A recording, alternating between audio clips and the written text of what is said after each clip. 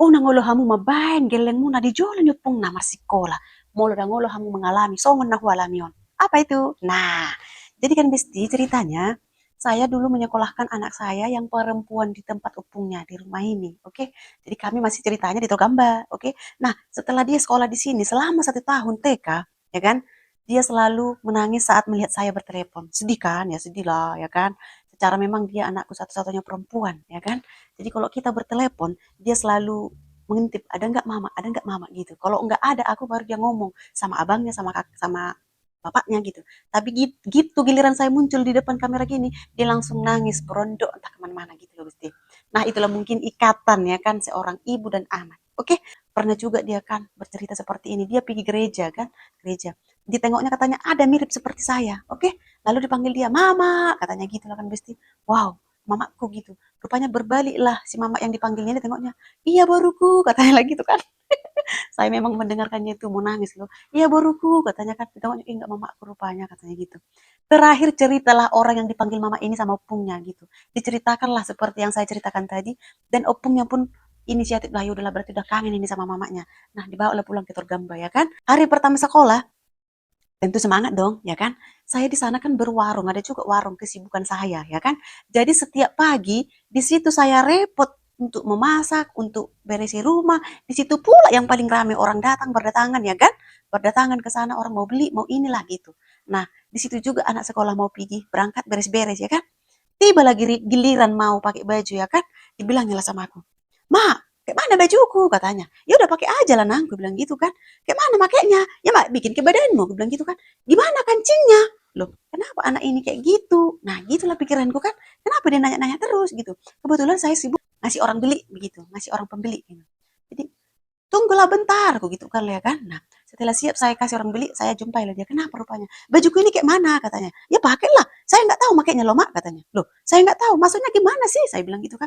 Ya nggak tahu mama bukanya ini katanya. Membuka kancing baju ini kan baju kan dikancing ya saat digosok itu kan. Saya tidak tahu mak katanya. Loh, kau nggak pernah buka baju kancing baju rupanya? Nggak pernah loh mak katanya. Dalam hatiku macam mana ini tamat STK masa nggak tahu buka baju pakai baju gitu. Dibuka lah kancingnya nih, buka. Nah, pakailah nah, aku bilang gitu. Kayak mana aku bikin? Katanya pula. Wih, macam mana ini anak gitu. Jadi, kayak mana ini nak? Ya udah pakailah, pakaikan, pakaikan. Terus ini mak kancing katanya, aku kancing. Roknya mak katanya, sekalian lah aku pakai, ya kan? Tapi hatiku udah geram kali aku gitu kan. Tapi ini hari pertama sekolah, ya kan? Siaplah baju sama rok, oke? Bagian dasi udah. Terakhir sepatu, pakaikan sepatunya, kaos kakinya. Kayak mana ini mak? Pakai kaos kaki pun nggak tahu. Apalagi pakai sepatu, apalagi ngikat sepatu. Walah, di sinilah. Terus saya bilang lah, kamu sebenarnya di sekolah di sana waktu TK macam mana sih? Saya bilang kan, iya saya dipakai iopung loh mak katanya. Dipakai iopung? Iya katanya. Nanti pergi kau sekolah, telepon nanti opungmu. Gitulah aku. Pergilah mereka sekolah. Singkat cerita, pergi mereka sekolah. Saya telepon langsung sama opungnya. Aku bilang lah, ini nggak esok dia udah opungnya. Aku bilang gitu. Kenapa rupanya katanya. Masa pakai baju pun nggak tahu, pakai sepatu pun nggak tahu katanya. Oh iya katanya gitu lah sama aku kan. Oh iya katanya. Kalau dia bangun tidur, aku suruh mandi. Habis itu ya aku pakai kala bajunya. Habis itu opungnya lah bikin sepatunya, opung laki-lakinya bikin sepatu. Nah, habis itu kusuapilah dia makan. Katanya, mati mau. Mabel loakon. Kan itu wajib mabel loakon. Segitu besarnya anak perempuan, sudah TK, pakai baju tidak tahu, makan sendiri pun harus disuapin, dan pakai sepatunya pun harus disuapin. Asli saya darah tinggi setiap pagi melihat dia. Iya, iya. Itulah kasih sayang opungnya itu. Itulah kasih sayang yang apa lah aku bilang ya, kasih sayang yang loak ya kan, yang loak ya kan. Itulah kasih sayangnya itu. Saking sayangnya dia sama pahopunya, saking dia nggak mau bikin pahopunya ini kesulitan, dia yang melengkapi segala keperluannya gitu. Terakhir apa? Si pahopu ya, santai lah. Apa nggak gitu? Nah ini pelajaran untuk kita ya Besti.